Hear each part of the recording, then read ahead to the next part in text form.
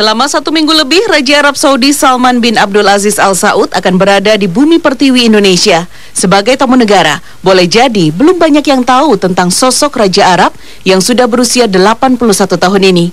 Salman bin Abdul Aziz Al Saud merupakan Raja Arab Saudi ke-7.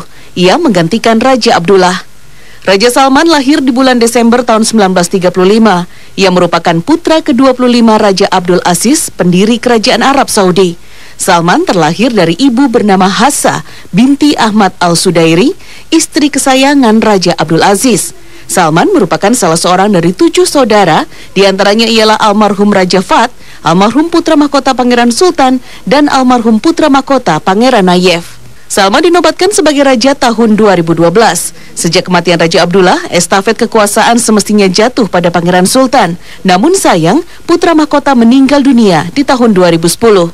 Demikian pula putra mahkota penggantinya, Pangeran Nayef, juga meninggal dunia tahun 2012. Karena putra mahkota terdekat adalah Pangeran Salman, maka ialah yang didaulat sebagai Raja Arab Saudi pada 23 Januari 2015. Secara politik, Raja Salman dikenal sangat konservatif.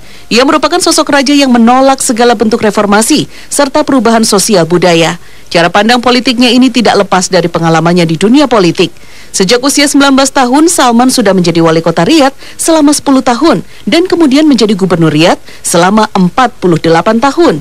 Ia sangat terbiasa dengan cara-cara memerintah yang konservatif. Namun dalam dinamika politik internal dan internasional, di bawah kekuasaan Salman, politik luar negeri Arab Saudi memasuki era baru, khususnya dalam upayanya membangun hubungan politik, ekonomi, dan budaya dengan para negara sahabat. Di tangan Salman, Arab Saudi membangun era politik baru dalam bentuk hubungan keseimbangan dengan Barat dan Timur, tidak seperti raja-raja sebelumnya yang cenderung memberikan prioritas lebih kepada negara-negara Barat. Di masa kepemimpinan Salman ini pula, Arab Saudi mencanangkan program Visi 2030.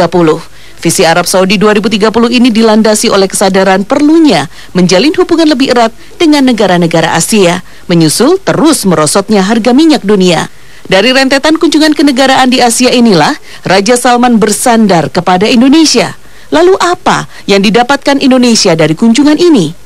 Menurut Duta Besar Arab Saudi, banyak agenda kerjasama yang dipersiapkan untuk lebih mempererat kemitraan di bidang ekonomi.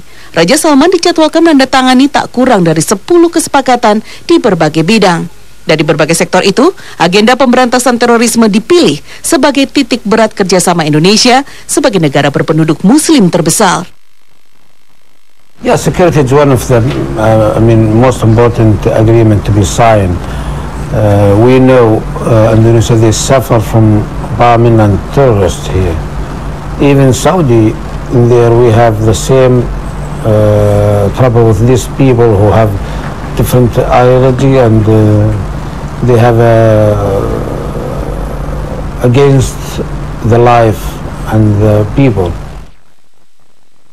Investasi Arab Saudi di Indonesia tidak hanya terbatas kepada migas. Nilai kerjasama sektor ekonomi Indonesia-Saudi yang selama ini masih terbilang kecil diproyeksi akan meningkat, khususnya pada sektor pangan terkait dengan kebutuhan ketahanan pangan Arab Saudi, serta sektor lainnya yang berbasis halal dan syariah seperti sektor keuangan.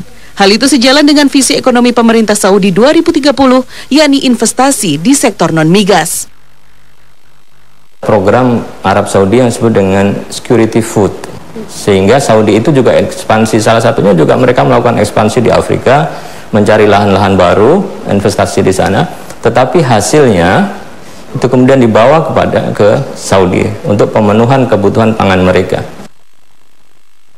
Kunjungan Raja Salman menjadi pembuka jalan peningkatan hubungan dan kerjasama yang semakin erat antara Indonesia dan Arab Saudi. Sedikitnya ada 10 kesepakatan yang akan ditandatangani sepanjang kunjungan Raja Arab Saudi di tanah air.